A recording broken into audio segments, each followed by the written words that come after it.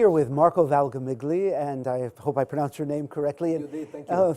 And you're talking about the all-you-need-to-know session about adjunctive pharmacology, and it's amazing because this is what edition of this session is this? It's number 4 actually, and what is very remarkable that every year is getting more and more successful. The room is filling with people. Completely, and people were queuing outside, so that's really a successful story indeed.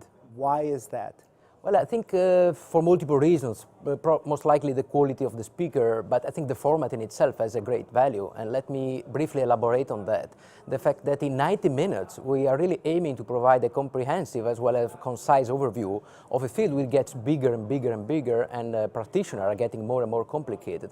So from one side, I think the ability of the speaker to try to dig into the data and deliver some sort of practical information to practitioners. To the other side, the fact there is a fantastic interaction with the audience. So actually, the audience in itself is the focus of the session more than the speakers. Which is at the very heart of PCR, this sharing of experience. Absolutely. Do you see an evolution as the years go on in the pharmacology that you're able to use? Absolutely. Actually, the number of agents that we can and maybe we should incorporate into our practice is getting bigger and bigger. And actually, that is creating from one side a lot of choices that the clinician have to make. And the question is which one is the right choice for the single individual patient. And it's always extremely complicated to transition from the evidence provided by a single randomized, maybe even big randomized study to the treatment of a single individual patient actually. And that's why I think these sessions are so successful. Very important to do as a group. And what other hot topics did you discuss? Well, actually many. We discussed a lot of oral antithrombotic agents as well as new parenteral agents such as, for example, Kangaroo. We discussed the guidelines. We discussed the discrepancy between guidelines and the way we are practicing. And actually we have really touched base upon many issues.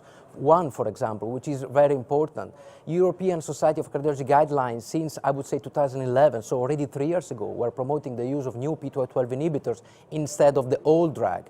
And what we see in practice is that, unfortunately, many practitioners are still using the old drug, which we know is inferior to the new one.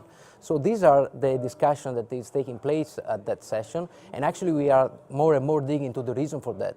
And interesting, the fact that many people is not convinced the new drugs are simply superior to the other one, not just a cost issue, but the more we dig into the data, the more we realize that there is great value in these new drugs. So you do all this in 90 minutes? Yes, we try to do that, yes. Well, we look forward to speaking to you next year about it. I also look forward. Thank you so much for having me. Thank you very much.